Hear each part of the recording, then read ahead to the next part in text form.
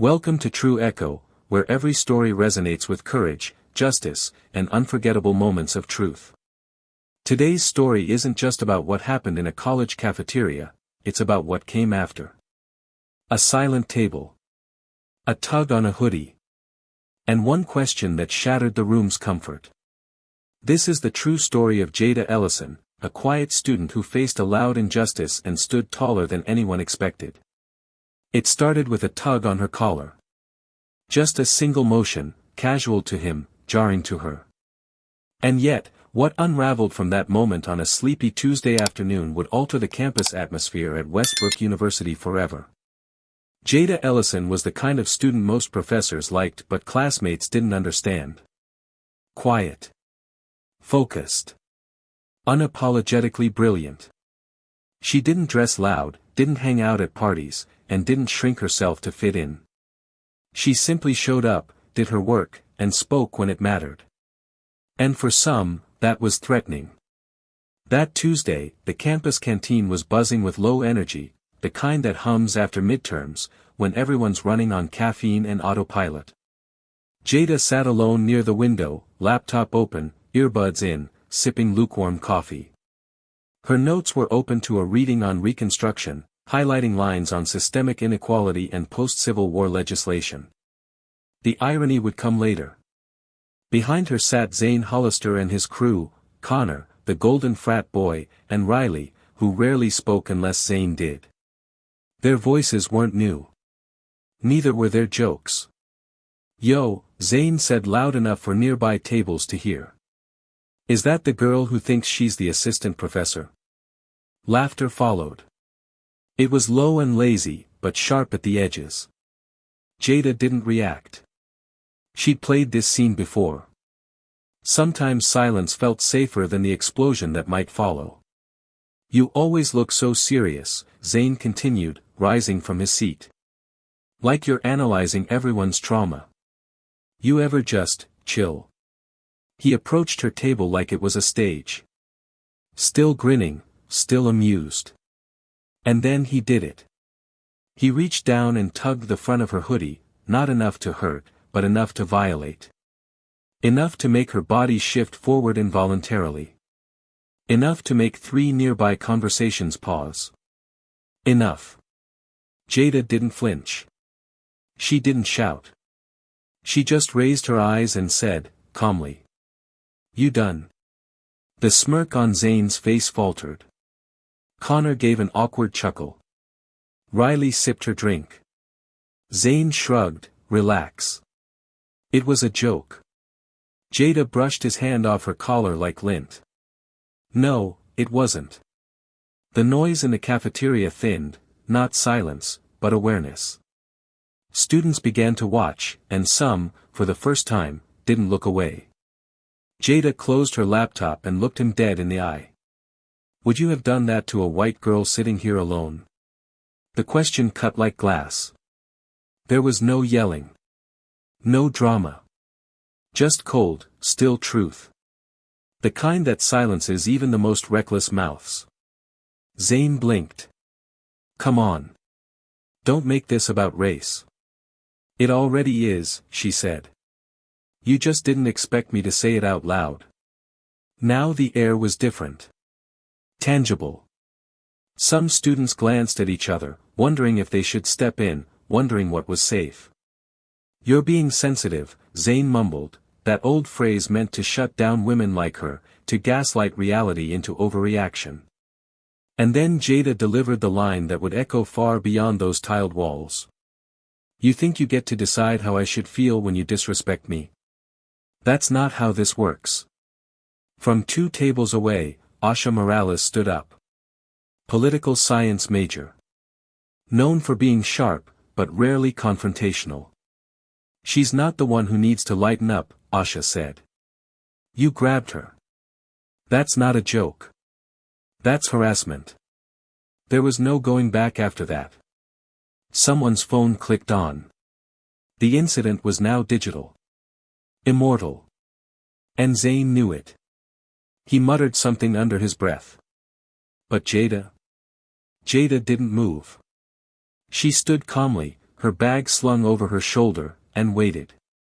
When campus security entered moments later, summoned by someone unseen, Zane's voice dropped to a pleading murmur. "You're not really going to make this a thing, are you?" "It is a thing," Jada said. And then Dr. Rina Obesai appeared, ethics professor, respected but reserved.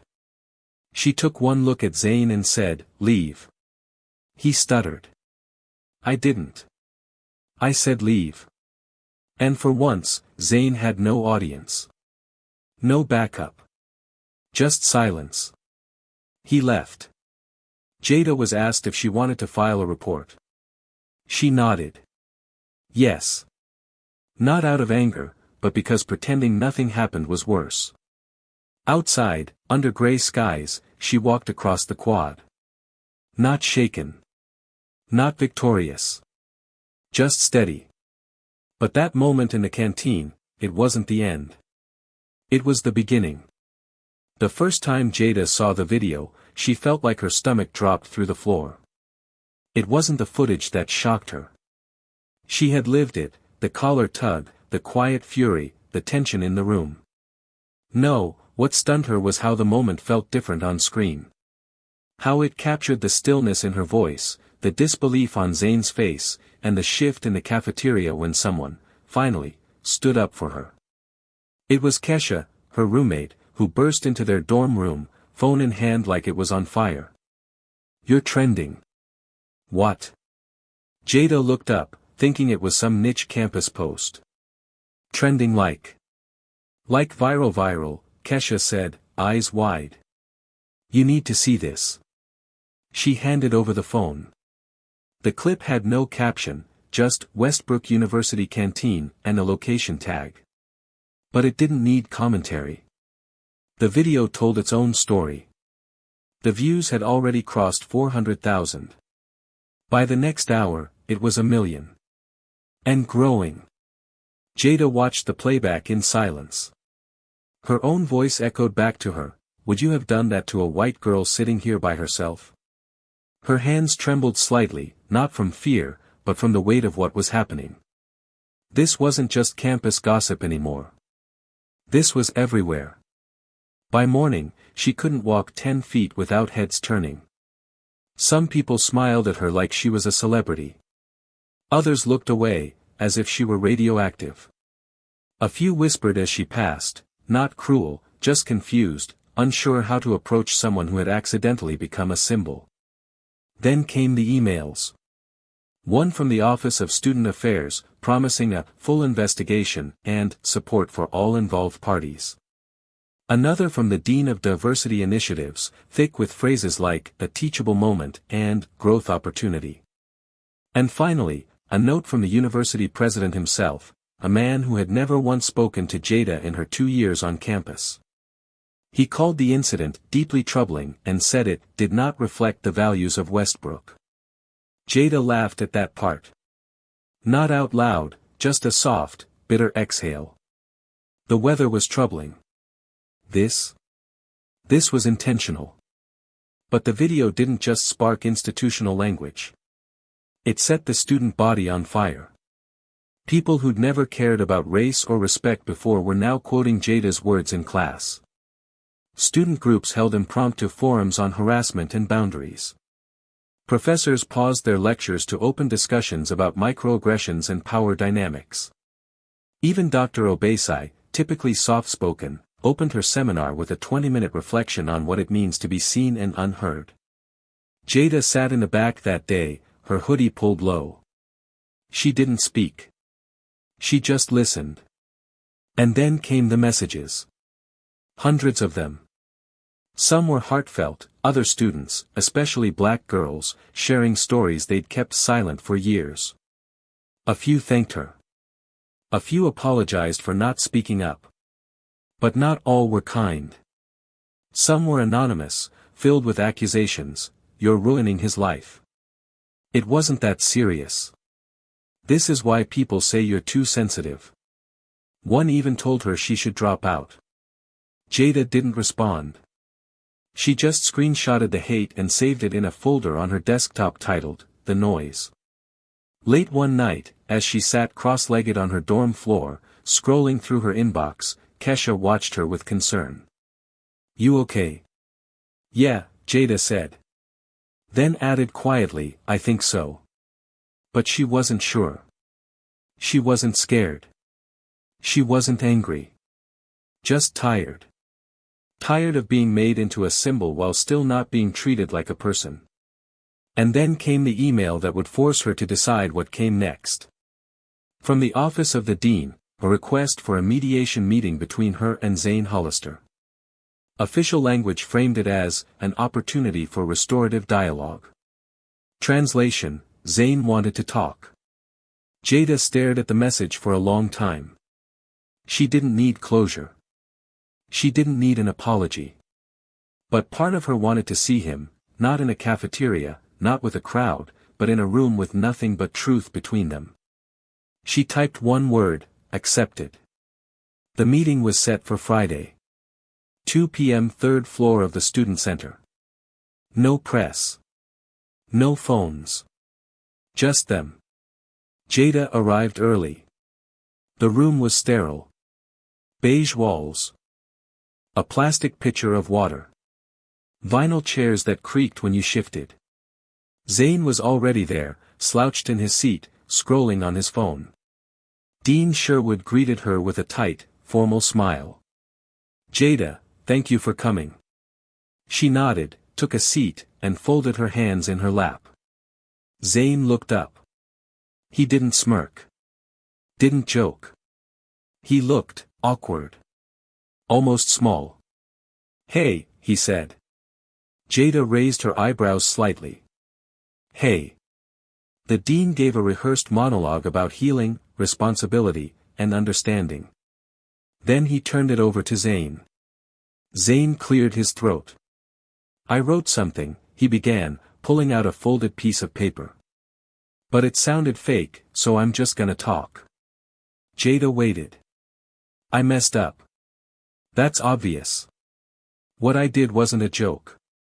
I thought it was funny, but I didn't think about you, like, as a person. I just did what I always do." "What's that?" Jada asked, voice flat. Zane shrugged. "Try to make people laugh. Even if I have to be a jerk." "And grabbing me?" she asked.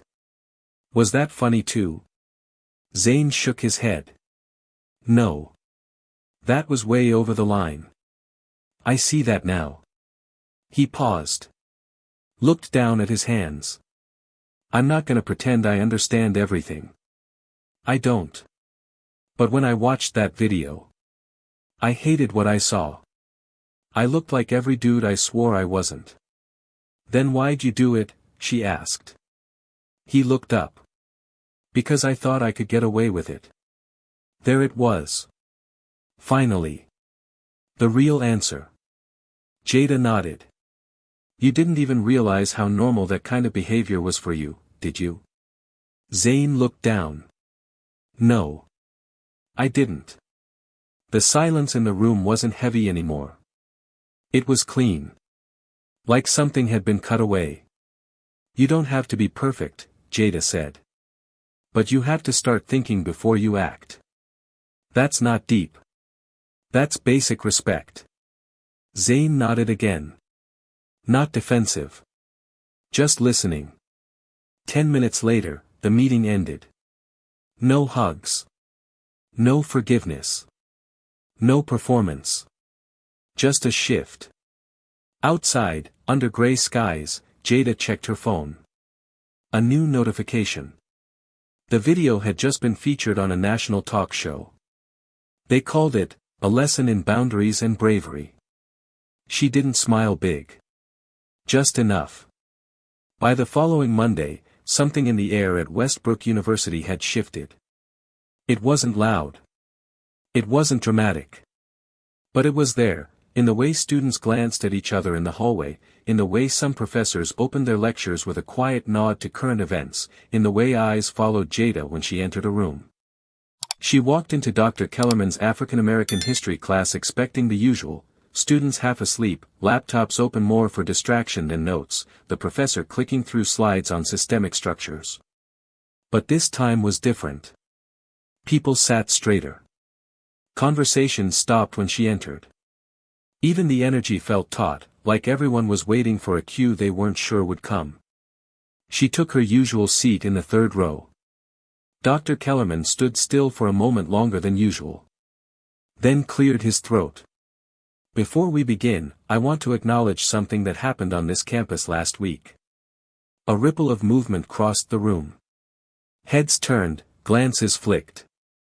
I won't recount the details, he continued, but what occurred, and what followed, is part of a much longer conversation.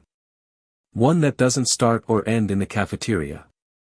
One that, frankly, too many of us have been too comfortable ignoring. He clicked to the first slide. Let's begin. That was it. Just a moment. But it mattered. Later that day, an email popped into Jada's inbox from the Black Student Coalition inviting her to speak at their next campus town hall. She didn't answer right away. Not because she didn't care. But because she wasn't sure she had anything left to say. That week, the campus was filled with noise. Some of it constructive, think pieces in the student paper, open letters from student senate members, professors assigning new readings. But not all of it was helpful. In the quad, she passed a table of students she didn't know. Honestly, I think it's blown out of proportion, one of them muttered. Yeah, another added. She's all over my feed like she's Rosa Parks or something. Dude barely touched her. They didn't know she was walking by. But she heard. And it stung. Because no matter how many reposts or public acknowledgments she received, someone would always think she was exaggerating. That her discomfort was inconvenient. That her dignity was a debate topic. That night, back in her dorm, she sat on her bed with her laptop on her knees. Asha had messaged her earlier, just a simple, "Hey, you good," and a thumbs up emoji. But another message caught her attention. It was from Dr. Rina Obesai. Jada. Thank you. Not just for how you handled yourself, but for what you made visible to this campus. If you're willing, I'd like to sit down sometime and talk more about leadership, advocacy, and what comes next. Your voice matters. And some of us have been waiting a long time to hear it. Jada read it 3 times. That was the first time she felt the weight shift. Not disappear, but shift. Not because someone praised her, but because someone believed her. Without needing her to prove it. The next day, she went to the town hall. Not to speak. Not to perform. She sat in the back row with her hoodie pulled up and her hands tucked into her sleeves. And for once, she wasn't the only one with a story. One student stood up, then another, talking about moments they'd buried. Being followed in the campus store. Mocked in class. Ignored by advisors. Until now, those stories had stayed locked inside. But here, they came out. Not as complaints. As truth. Near the end, Asha got up and walked to the front of the room. This didn't start with a video, she said. And it's not ending here either. What happened wasn't about one guy messing up. It was about all of us realizing what we've allowed to feel normal. Heads nodded. Even some students who had never said a word before. That night, Jada walked home in the light rain. Not heavy, just soft drops, tapping the sidewalks, cooling the air. When she reached her building, someone called out from behind. Hey, Jada, right? She turned. It was Riley. Hair damp, hands shoved into her sleeves, voice unsure. I just wanted to say I'm sorry, Riley said. For not saying anything. I should've. Jada looked at her. Long enough to make it matter. You still can, she said. Start now. Riley nodded. Yeah. Yeah, I will. Jada walked inside without another word. Not cold. Not angry. Just done explaining. Because the truth wasn't about apologies anymore. The truth was in what people did next, when no one was watching. By Thursday, the university hosted its first official, community dialogue forum, in Columbus Hall, one of the oldest, most echo-prone buildings on campus. They'd set up rows of metal folding chairs, laid out lukewarm pizza on long plastic tables, and hung a banner across the wall in 2 bright colors. "Let's talk, building a more inclusive Westbrook." It was well-intentioned. That much was obvious. But to Jada, it also felt performative. A little too neat. A little too soon. Still, she went. Not to speak. Just to observe. She slipped into a chair at the back, hoodie pulled up, notebook open, not for notes, but for sketching. She'd always drawn when her thoughts got too loud. That night, it was hands. Fidgeting, gesturing, clenching. She shaded fingers while other students talked about campus culture and how to make it safer. At the front, a student moderator tried to keep the conversation balanced. 2 professors joined the panel, one from sociology, the other from the law school. Then, unexpectedly, another panelist walked in. Zane. He hadn't been listed on the flyer. Murmurs rippled through the crowd. Some students rolled their eyes. Others leaned in with curiosity. He stood quietly for a moment, then adjusted the mic. "I wasn't invited," he said. "I asked to be here." Silence. "I'm not here to defend myself. I already did the wrong thing, and that part's done. But I want to say something, especially to the people who used to think like me." More silence. One girl in the front row crossed her arms tightly. Another whispered, "Convenient." Zane didn't flinch. "I grew up thinking intent mattered more than impact. That if I didn't mean to hurt someone, it couldn't be that bad. But watching that video, hearing Jada's question, it made me realize how many things I've said and done without thinking about what it actually meant." He paused, looked out at the audience. "I looked like the kind of guy I swore I wasn't. And now I have to sit with that." He didn't cry. Didn't ask for sympathy. Just spoke. Plain. Raw. "I'm not asking anyone to forgive me. But if you're someone who thinks you're a good person just because you don't intend harm, you need to look harder. Because I did harm. And I'm still unlearning what let me think I could do that without consequences." No applause. Just an awkward quiet. Then he stepped down. Later, outside the forum, Jada pulled her hoodie tighter around her as she exited into the cool night air. She didn't expect to hear footsteps behind her. "Hey," came a familiar voice. She didn't stop walking. Zane jogged a little to catch up. "Can I walk with you?" She didn't say yes. She didn't say no. She just kept walking. He fell into step beside her. For 2 blocks, neither of them said anything. Just the shuffle of sneakers, the hum of far-off traffic, the occasional rustle of wind through trees. Finally, Jada broke the silence. "You know how many times I've had to choose between calling something out and keeping the peace?" Zane looked over at her. "Too many." She nodded. "Every day since middle school." "I believe you. You didn't before." "I know." They crossed a quiet street. A streetlight flickered above them. Still, no one else around. Just the echo of their own words. She turned to him. "You ever think about what you're teaching people without realizing it?" "All the time now," he admitted. "And I hate most of it." A corner of Jada's mouth lifted, not a full smile. Just a sliver. "That's the part no one tells you," she said. "Waking up is embarrassing." At the next corner, she stopped. "You don't get to be the good guy now." Zane nodded. "I know. But you can be better." "I'm working on it." She looked him in the eyes. Really looked. And for the first time, saw no defense. No ego. Just someone, young, flawed, and finally listening. "Don't stop," she said. Then she turned and walked away. For real this time. No cameras. No audience. Just two people on a dimly lit sidewalk, figuring out what it means to be human. And for the first time in weeks, Jada didn't feel tired. She felt grounded. Not because everything was fixed. But because she had finally spoken her truth, and others had started to hear it. A week passed. Then two. The buzz around the video slowed, as all viral things eventually do. The views plateaued.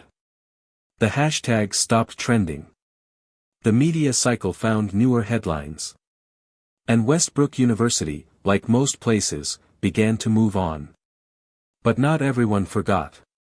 Jada noticed it in subtle ways. Professors started incorporating conversations about race and agency more organically into their curriculum, not in a checkbox way, but with a deeper awareness. Students she'd never met nodded to her in passing. Some sat next to her in the canteen, not to talk, but just to be near her. As if the space around her had become safer. And then there were the freshmen. It started in the orientation group she volunteered to mentor. A girl with box braids and braces asked nervously, "Is it true that someone stood up to a guy who grabbed her collar in the middle of lunch?" Another student nodded, "Yeah." She asked him if he'd have done it to a white girl. That shut the whole place down. They didn't realize Jada was within earshot. She just sipped her coffee and listened, a strange warmth blooming in her chest. It wasn't about fame. It wasn't even about justice.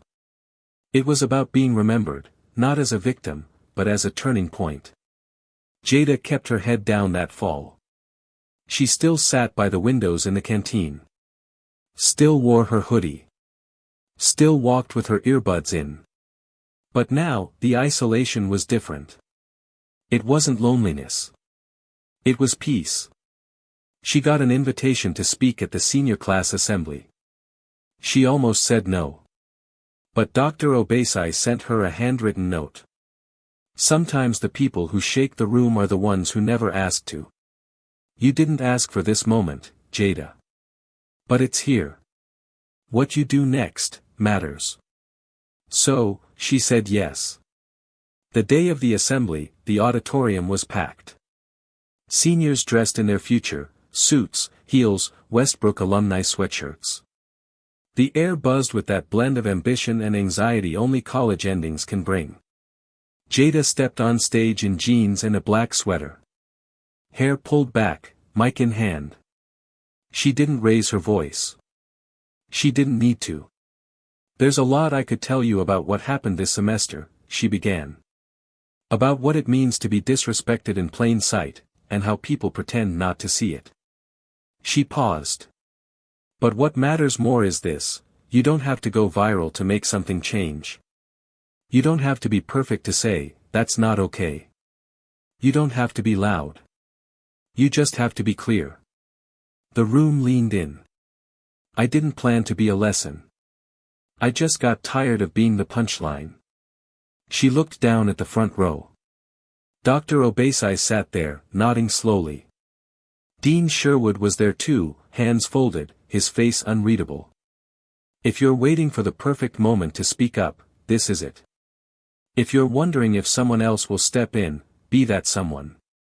And if you're worried you'll be judged for standing alone, you won't be. Not forever. She stepped away from the mic.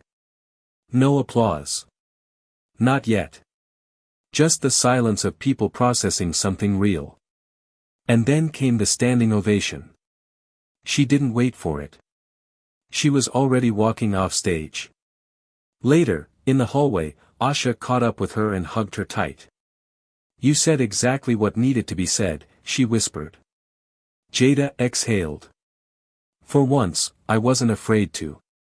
But even with everything behind her, the video, the forum, the assembly, Jada knew the real story wasn't about what she said on a stage or what Zayn had done in a cafeteria.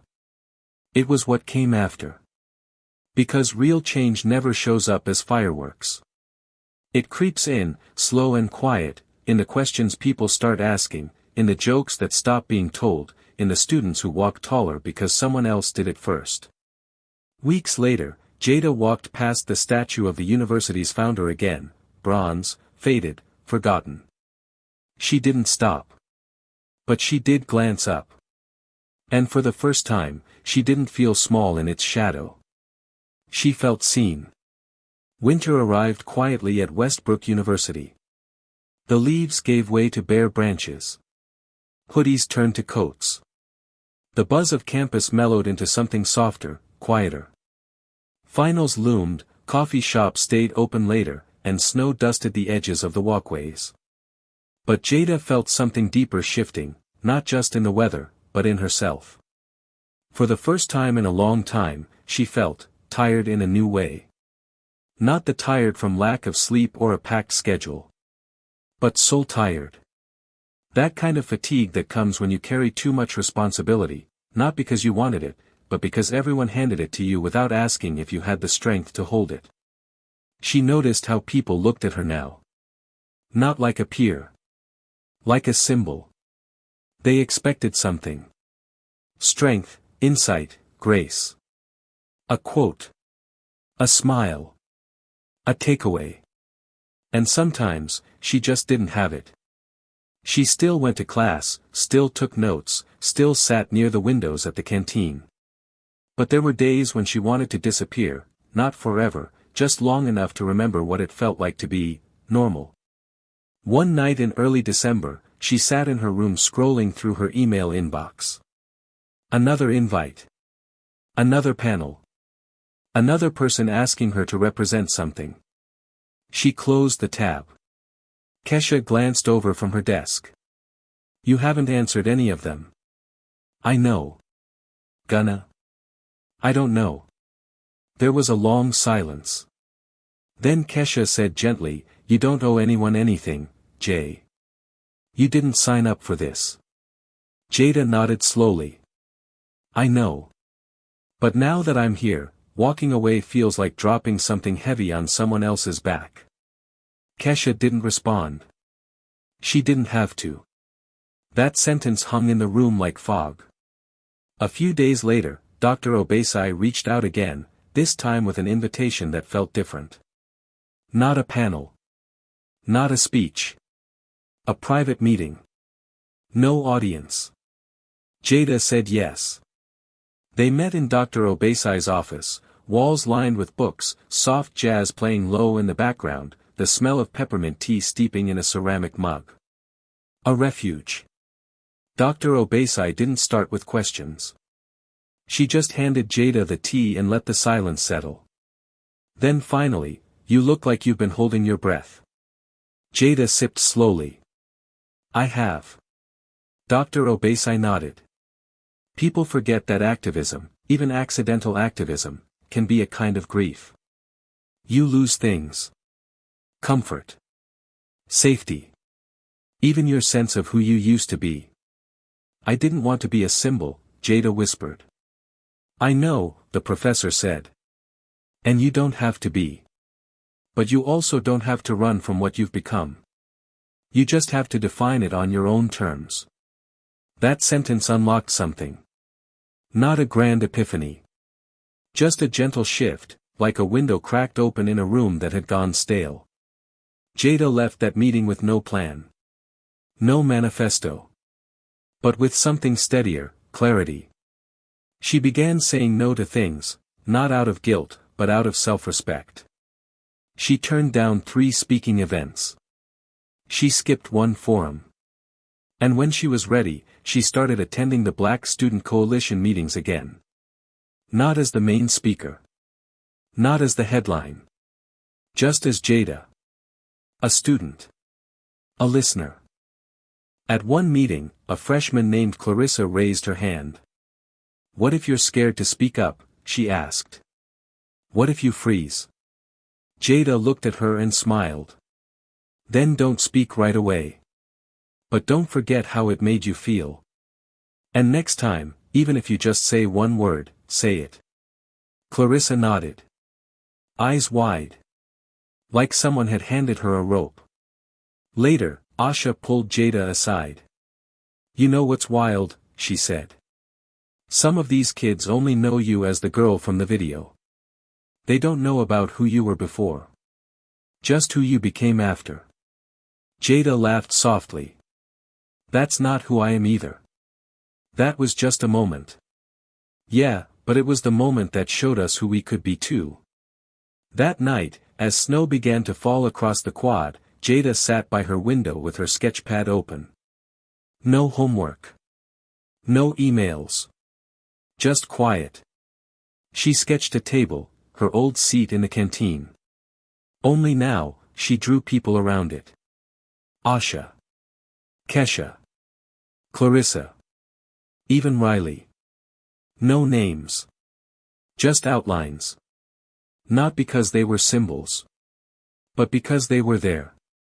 She had turned a moment of humiliation into a landscape of solidarity.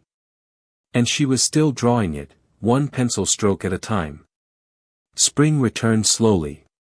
The snow melted. Grass re-emerged in uneven patches. Sunlight lingered longer on the brick pathways of Westbrook University. Everything felt like it was stretching awake again, including Jada.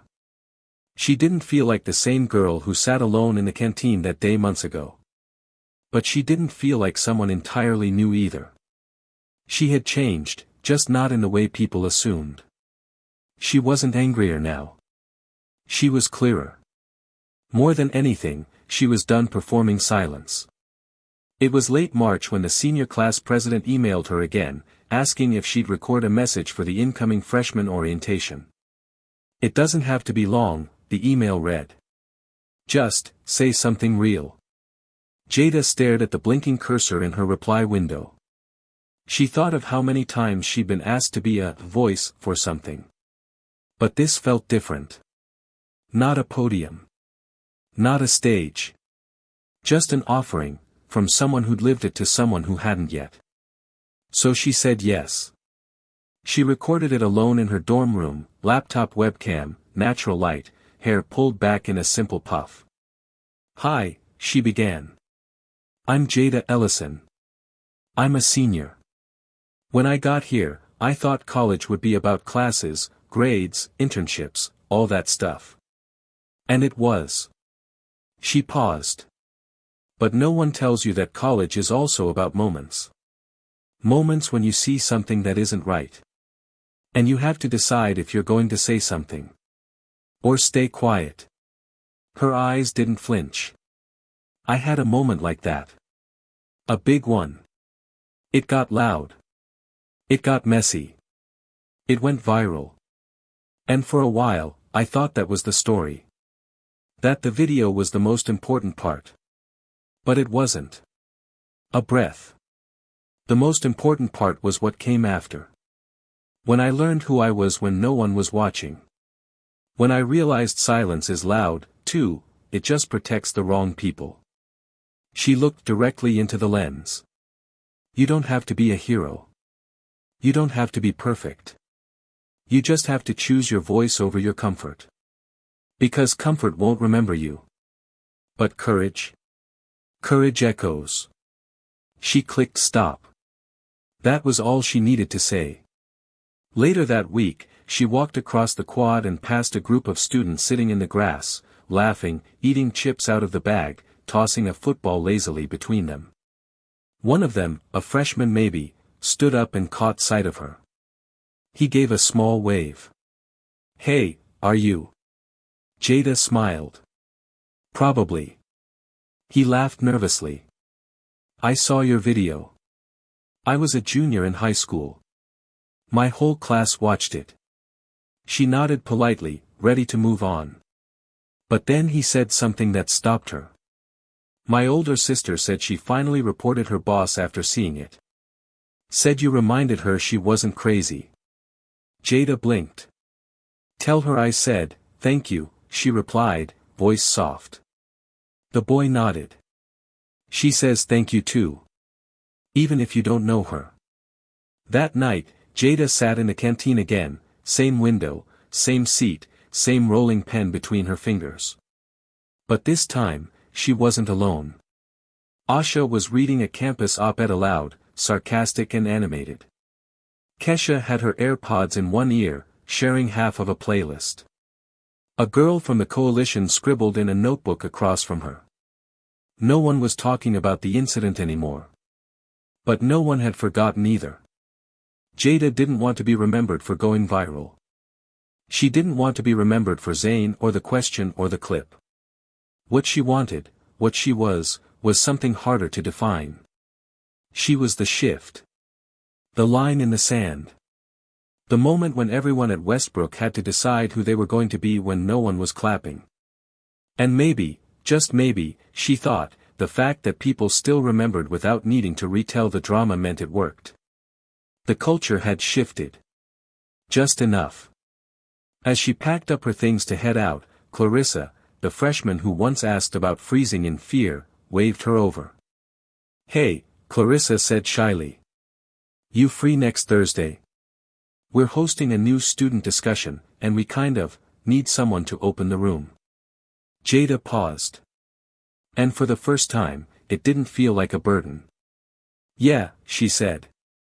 "I got you." She stepped outside, where the sky was lavender and the air felt like the first real breath of spring.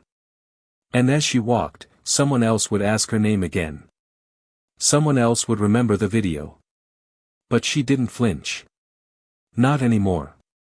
Because courage, real courage, doesn't end with applause or virality. It ends when the next person speaks up. And then the next. And the next. Until silence is no longer safer than truth. Until respect isn't requested, it's required. And until grabbing someone's collar in public becomes unthinkable, not just because it's wrong, but because someone once said, "Would you have done that to a white girl sitting here by herself?" Jada didn't plan to be a voice. But now she was a chorus. And she was still echoing. What Jada did wasn't about being loud, it was about being clear. In a world where silence often favors the wrong people, her courage reminded us that the right words, at the right moment, can change everything. If this story moved you, share it with someone who needs to be reminded. You don't have to go viral to speak truth. And you don't need a crowd to stand up. Subscribe to True Echo for more powerful, real-life inspired stories that amplify voices often ignored, and inspire those who've been waiting for a reason to speak. Because sometimes, all it takes is one voice.